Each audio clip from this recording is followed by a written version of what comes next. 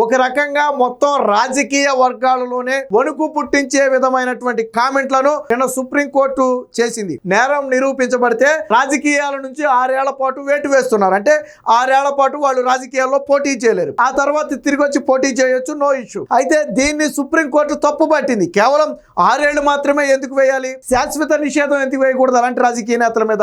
అలాంటి వాళ్ళు పార్టీలకు అధ్యక్షులుగా ఉండటం ఏంటి? అంటే ప్రభుత్వ రూల్స్ అండ్ రెగ్యులేషన్స్ ఫాలో అవ్వకుండా ప్రభుత్వానికి యాంటీగా పనిచేసిన అలాంటి వారిని సర్వీస్ నుంచి తొలగించాలని చెప్పి నిబంధనలు ఉన్నప్పుడు మరి ఒక రాజకీయ నేత మీద ఎందుకు నిబంధనలు ఉండకూడదు?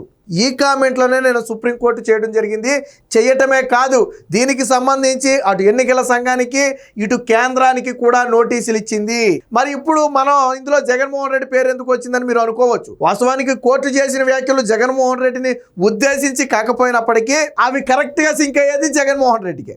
ఎందుకంటే జగన్మోహన్ రెడ్డి మీద కేసు ట్రయల్ నడిచింది, మనీ లాండరింగ్ మనీ ట్రయల్ నిరూపించబడింది, ఆల్రెడీ జైల్లో ఉన్నాడు, ప్రస్తుతానికి బెయిల్ మీద ఉన్నాడు, కేసులను వాయిదాలతో అడ్డుకుంటూ కాలక్షేపం చేస్తూ ముఖ్యమంత్రి కూడా అయిపోయాడు, ఇప్పుడు ఎమ్మెల్యేగా కూడా ఉన్నాడు. నిన్న కోర్టు చెప్పింది ఏంటి? అదే కదా, ఇలాంటి నేరస్తులు ఎందుకు రాజకీయాల్లో ఉండాలి?